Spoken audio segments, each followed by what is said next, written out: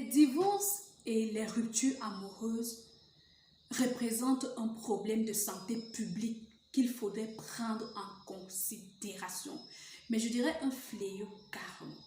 Vous savez, c'est facile pour beaucoup d'aller se faire un check-in à l'hôpital pour savoir est-ce que je suis malade ou pas, voilà, sur l'organisme, quoi, le système fonctionnel de l'organisme. C'est facile d'aller dans un salon de beauté pour te faire beau ou belle. C'est facile d'aller dans une salle de sport pour se faire de la muscu ou bien faire du sport. Mais alors, c'est très facile.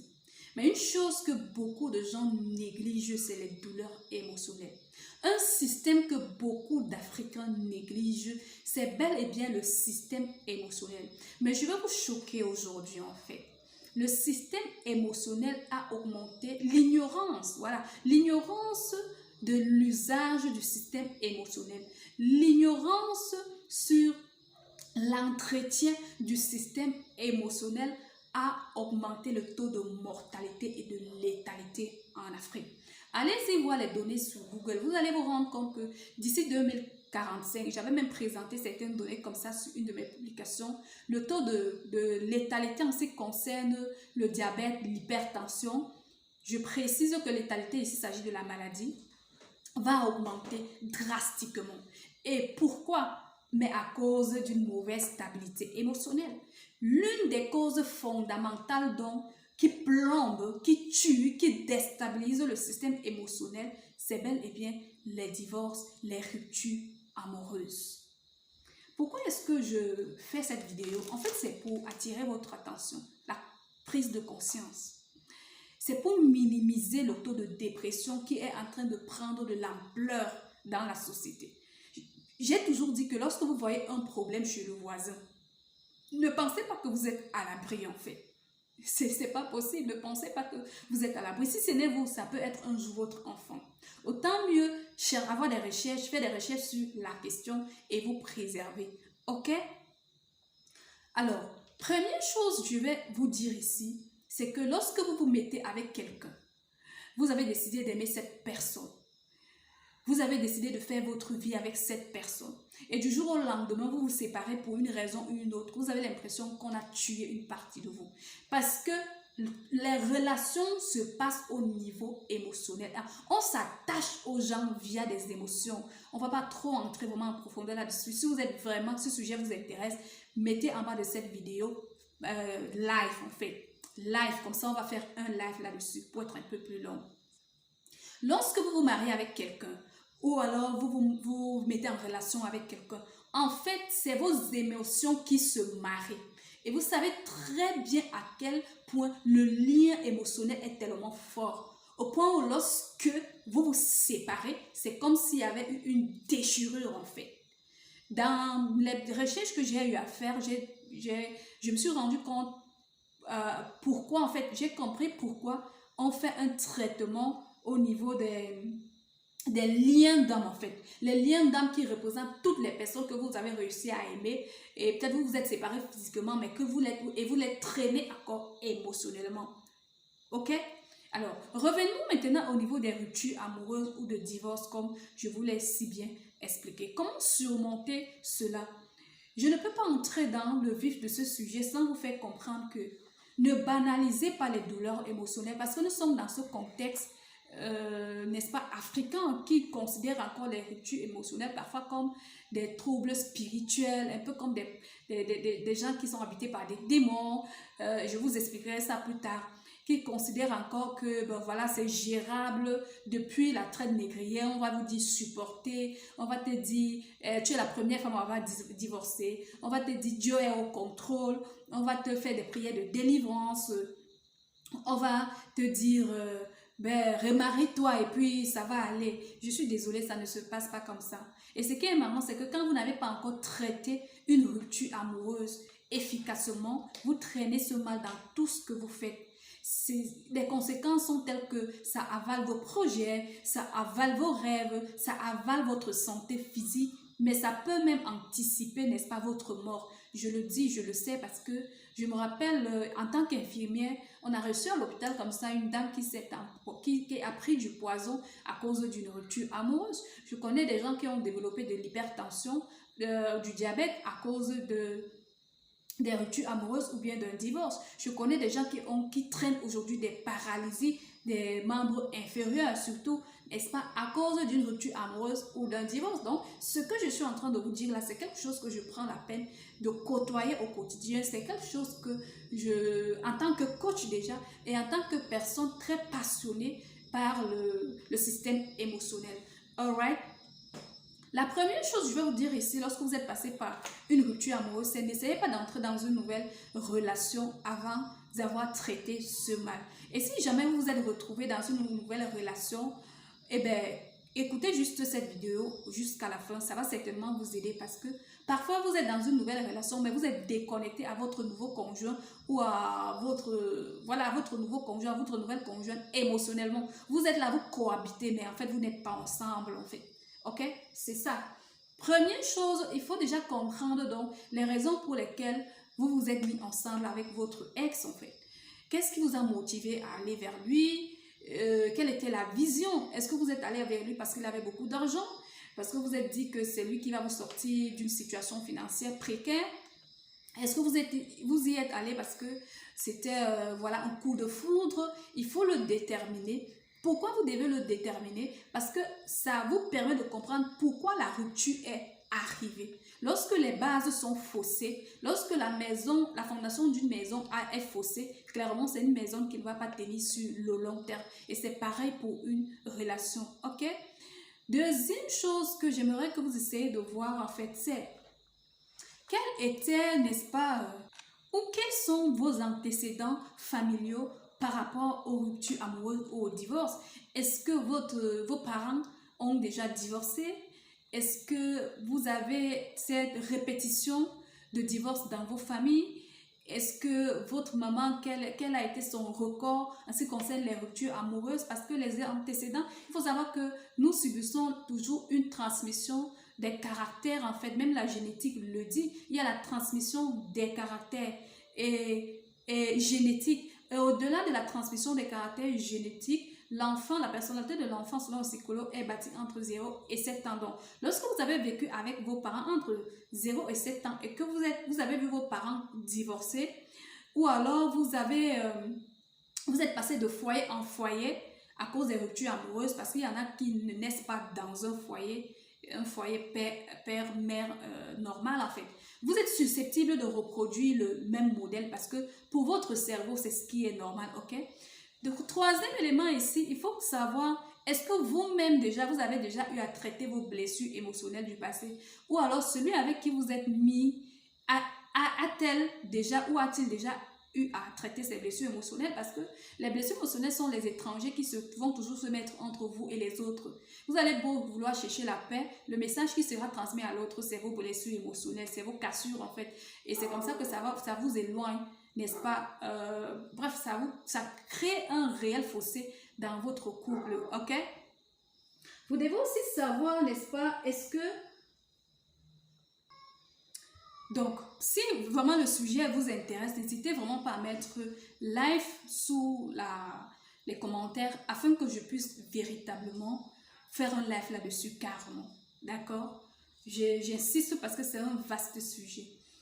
Déjà, il faut noter que les conséquences que vous allez voir ici lorsque vous êtes passé par un divorce, je vous ai parlé tout à l'heure des maladies que vous pouvez développer et je vous ai dit qu'il y a des gens qui développent des diabètes, des insuffisances respiratoires aiguës en fait, des crises cardiaques à cause de divorce ou à cause de rupture amoureuse. Vous êtes susceptible vraiment de développer ce genre le mal d'estomac également à cause du stress en fait. Vous êtes susceptible de faire une dépression. Sachant que, n'est-ce pas, vous voyez très bien, il y a une histoire qui est en train de faire la une ces derniers temps concernant la dépression. Franchement, lorsque quelqu'un passe par la dépression, ce n'est pas le moment de faire les grands moralos, en fait, parce que c'est une personne qui est entre la vie et la mort. La dépression ne blague pas, la dépression n'a pas d'amis. Peut-être aujourd'hui, la personne peut être en train de déprimer pour une raison que vous jugez qu'elle aurait pu éviter. Mais un jour, vous-même, vous pouvez vous retrouver dans ces conditions pour une raison que vous jugez normale, mais la dépression n'est pas l'ami de quelqu'un. Dans ces conditions, il s'agit de donner plus de l'amour que de chercher à juger. Ok, c'est juste une parenthèse. Alors, les complications aussi, vous pouvez voir la solitude. Vous allez voir certaines personnes qui ont développé la timidité inconsciemment, en fait. Certaines personnes qui vont développer la paresse comme ça, la monotonie, et le statu quo carrément, ok? Moi, je me rappelle d'une histoire d'une dame qui avait carrément fermé son entreprise à cause d'un divorce, à cause d'une rupture amoureuse. C'est cruel, les amis, ok? Les solutions que je vous propose ici, déjà, c'est de poser un diagnostic. Nous avons dit les conditions de départ de la relation. C'était fake. Ça veut dire que la relation a commencé sur de fausses bases. Et essayez de refaire le film de la relation. Comment ça se passait entre vous? Est-ce qu'il y avait... La communication était fluide? Est-ce que... il y avait une vie de prière, il faut le noter aussi, hein, parce que la vie est d'abord spirituelle avant d'être physique, clairement. Est-ce qu'il y avait, n'est-ce pas, une réelle connexion entre vous deux? Qu'est-ce qui vous a donc séparé concrètement? Qu'est-ce que votre conjoint ou votre conjointe vous reprochait concrètement? Il faut le savoir. Est-ce qu'il y a eu des enfants dans cette relation? Parce que ça détermine également votre capacité à guérir. Parce qu'une relation dans laquelle il y a eu des enfants et qui finit du jour au lendemain est différente de celle dans laquelle il n'y a pas eu des enfants et qui finit du jour au lendemain. Hein. Clairement, parce que les enfants sont toujours là en train de vous rappeler la personne avec qui vous n'êtes plus. Et c'est extrêmement gravissime. Hein. C'est mortel carrément. Troisième, faites le deuil. Franchement, comprenez que le monde compte sur vous et que le fait que vous soyez encore en vie est une opportunité pour quelqu'un. Si vous arrivez à surmonter cette situation, vous n'avez pas idée du nombre de milliers de personnes que vous allez pouvoir sauver grâce à ça. Moi, je suis passée par une rupture amoureuse. J'ai vu mes parents passer par une grosse rupture amoureuse, je peux le dire comme ça. C'est pas chose facile, vous voyez? Et aujourd'hui, je suis en train de vous apporter des éléments de réponse. Pourquoi? Parce que moi, j'ai réussi à le surmonter. Et aujourd'hui, je deviens la voix des sans-voix. Donc, comprenez que le monde a besoin de votre amour. Le monde compte sur vous. Et accrochez-vous à cela pour vous dire, voilà, je dois survivre à cette étape pour que demain, beaucoup de personnes, n'est-ce pas, ne puissent pas passer par ce que je suis en train de passer. Faites le deuil, en fait. Acceptez clairement que cette rupture... en fait, acceptez la rupture. Vous savez, une des choses les plus compliquées chez les humains, c'est d'accepter leurs défauts, d'accepter la défaite, d'accepter l'inconfort, en fait. C'est une chose vraiment qui est propre à tous les humains, même moi-même, ok? Mais l'acceptation, c'est vraiment une des stratégies de guérison par excellence, parce que vous acceptez que vous êtes humain et que oui, cette rupture a eu lieu. Oui, vous avez peut-être mal fait le choix, mais ça ne fait pas de vous un échec.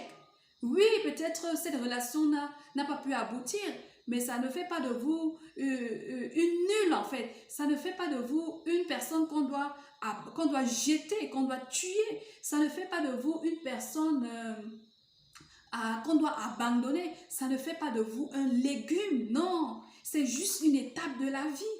Et acceptez que oui, c'est arrivé, ok? Acceptez, autorisez-vous à accepter que cette situation est arrivée. Autorisez-vous à accepter que ce monsieur, cette dame, elle est partie. Autorisez-vous à accepter que vous méritez, n'est-ce pas, refaire votre vie. Autorisez-vous à accepter que vous avez peut-être pris la bonne décision ou alors que cette personne n'était pas faite pour vous. Ou alors vous-même, vous n'étiez pas faite pour cette personne. Autorisez-vous cela. Parce que tant que vous n'envoyez pas cette information à votre cerveau, et vous allez continuer à ruminer, à vous poser des questions insatiables sur « et si j'avais essayé de faire? Et si j'avais essayé? Peut-être je n'ai pas assez fait. Peut-être je n'ai pas beaucoup. » Et cette culpabilité, notion de culpabilité, donc c'est ce qui ronge, n'est-ce pas, vos émotions et n'est-ce pas, entache également votre système émotionnel. Oui, c'est très important. Il faut savoir que c'est votre système émotionnel, c'est là où se passe la chimie de votre corps et la sécrétion des hormones. Quand ce niveau-là est déjà troublé, le dysfonctionnement s'observe sur le reste de votre corps, tant au niveau de votre organisme, que ce soit conscience ou bien tout est chamboulé. Ok, la preuve en est que vous voyez très bien qu'aujourd'hui votre vie est en dents de scie. Vous voyez très bien qu'aujourd'hui votre vie, n'est-ce pas, ça va, ça vient, ça.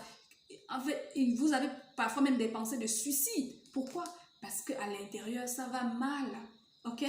Il faut apprendre à pardonner. Oui, je sais que c'est souvent un processus que dans le cadre du coaching, je suis confrontée à cette situation avec mes coachés. Parce que pardonner à quelqu'un qui vous a blessé, qui vous a chiffonné, qui vous a rabaissé, qui vous a tué carrément. Oui, il y a des morts vivants. Hein. C'est pas évident que du jour au lendemain, on décide de pardonner à cette personne. Encore que si vous avez des enfants, alors ça devient très très compliqué. Mais il faut comprendre que vous allez devoir le faire parce que c'est le prix à payer pour rebondir véritablement. Vous pardonnez à vous-même parce que c'est normal de vous être... C'est normal l'état dans lequel vous êtes mis parce que ça faisait mal.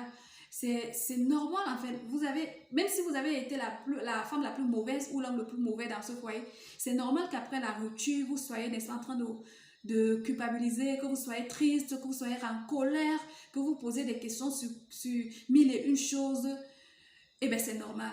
Et là, vous décidez donc de vous pardonner en fait.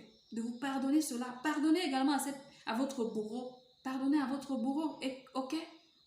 Parce que de toutes les façons, vous êtes en train de boire un poison aujourd'hui, du manque de pardon, ben à l'insu de la victime. C'est vrai que dans une rupture amoureuse, la victime et je veux dire la victime, la personne qui subit la rupture et la personne qui décide de la rupture, les deux personnes sont toujours plombées, clairement. Parce que dans cette affaire, je vous dis, il y a une connexion émotionnelle. Donc, à la séparation, quelle que soit la personne qui prend la décision, il y a déchirure. Ok? Et alors, si vous vous rendez compte que c'est un processus que vous avez du mal à assumer vous-même, vous seul, alors moi je vous dirais allez rencontrer un coach. Hein. Rencontrer un coach et que la personne vous soutient, que la personne vous accompagne dans ce processus parce que vous méritez vivre en fait. Vous méritez rebondir, vous avez plein de belles choses à vivre en fait. Peut-être cette relation était juste là pour vous enseigner, pour une meilleure relation en fait. Dans la prochaine relation, vous allez être vraiment un maillon fort et chaque fois que vous allez voir certains signes se dessiner à l'horizon, vous allez comprendre que ça c'est des signes qui risquent peut-être de nous conduire à un divorce ou bien à une rupture et vous vous rattrapez facilement. Ça c'est un enseignement qui va vous permettre de ne plus faire un choix de conjoint au hasard, tout simplement parce qu'il est beau, il va me donner de l'argent, tout ça ce n'est que des petits faits, ok? Et d'ailleurs j'ai créé un coffret sur les ruptures amoureuses, comment guérir et se reconstruire après une rupture amoureuse. En tant qu'enfant de Dieu, c'est une mission que Zé m'a mis à cœur de faire. Quand je dis me mettre à cœur de faire, ça veut dire que vraiment, mais vraiment, vraiment, c'est quelque chose que je devais faire parce que je vis beaucoup de cas comme ça à longueur de journée de rupture amoureuse et je vois les dégâts que ça produit. J'ai des exemples autour de moi et voilà. En fait, je vis ça dans ma chair sur le plan émotionnel. Je subis vraiment ce mal-être émotionnel des personnes qui passent par ce challenge. Et le Seigneur m'a mis à cœur de créer ce coffret de coaching que je vais mettre à la disposition de toute personne qui est passée par une rupture amoureuse. En précommande, vous allez prendre ça à 10 euros. Pourquoi je dis j'ai donné ce prix banal comme ça? C'est juste pour que quelqu'un fasse, c'est comme un sacrifice, c'est comme pour soutenir en fait le sacrifice que j'ai fait. C'est pas forcément vous vendre ce coffret, c'est juste comme pour vous soutenir. Si ça vous prend de donner plus, et ça vous regarde en fait. Donc en précommande, vous pouvez le prendre à 10 euros. Vous pouvez cliquer juste sur le lien au bas de cette vidéo à 10 euros. Je vais le partager au maximum de personnes, ok? Au maximum de personnes. Et j'ai dit précommande 10 euros. Et lorsque le coffret sera disponible au plus tard le 15 mai, on va le donner à 15 euros, ok? J'ai dit c'est juste comme un don que vous faites pour soutenir cela. Parce que le coffret en lui-même ne vaut pas 15 euros. Pourquoi est-ce que je ne l'ai pas mis à disposition cette fois? C'est parce qu'après avoir enregistré le coffret, j'ai donné ça à des experts. En fait, j'ai partagé ça à mon mentor et à d'autres experts pour apprécier la qualité de travail. Et mon mentor m'a demandé, n'est-ce pas, de reprendre l'enregistrement pour une bonne qualité de travail. Parce que c'est pas parce que c'est une offre qu'on va vous donner des choses dans l'à peu près, non. on veut vraiment vous donner quelque chose de qualité. Quand je dis qualité, ce n'est pas le contenu, mais vu que c'est un coffret préenregistré, nous voulons utiliser des appareils de qualité également pour vous donner un son de qualité et un rendu de qualité, ok? Donc, c'est donc un travail qui est en train d'être fait, un nouveau matériel qui est en train d'être commandé pour ce travail. Ok, donc je dis en précommande, vous pouvez l'avoir à 10 euros. Au plus tard, le 15 mai sera disponible. Et à partir du 15 mai, donc, vous allez prendre ça à 15 euros. Sachant que c'est vraiment pas pour le vendre. C'est juste comme une façon de... C'est comme un petit sacrifice ou un petit don que vous donnez pour dire à la personne, en fait, pour soutenir, en fait. Pour soutenir. C'est comme un petit don, en fait, pour soutenir cette œuvre. Parce que c'est une œuvre. C'est un sacerdoce. Le coffret, c'est du béton. Parce que c'est un ordre divin que j'ai reçu de mettre ce coffret de coaching à disposition. Ok? Si une personne veut prendre un coaching avec moi, vous êtes peut-être passé par une rupture amoureuse, vous êtes en train de passer par une grosse dépression, vous êtes passé par un divorce et vous êtes en train de traîner cela, les dégâts de cela avec vous, vous pouvez me contacter et prendre un rendez-vous de causerie même seulement avec moi si vous ne voulez pas prendre un coaching. Moi, je serai heureuse de vous écouter. Et si vous pensez que vous avez besoin d'un coaching, n'hésitez toujours pas. N'est-ce pas mon lien? J'aime souvent mettre mon lien direct au WhatsApp. Il est juste au bas de cette vidéo. Et puis voilà, on va faire le reste. N'hésitez pas non plus à mettre live en bas de la vidéo. En bas de cette vidéo pour me signaler si vous préférez qu'on fasse un live là-dessus. On va aller un peu plus dans les détails. Merci beaucoup pour vous qui avez été là, avez écouté la vidéo jusqu'à la fin. À très prochaine pour une nouvelle capsule de vidéo, de conseils, de prise de conseil ou même de business. D'accord? Ciao, ciao.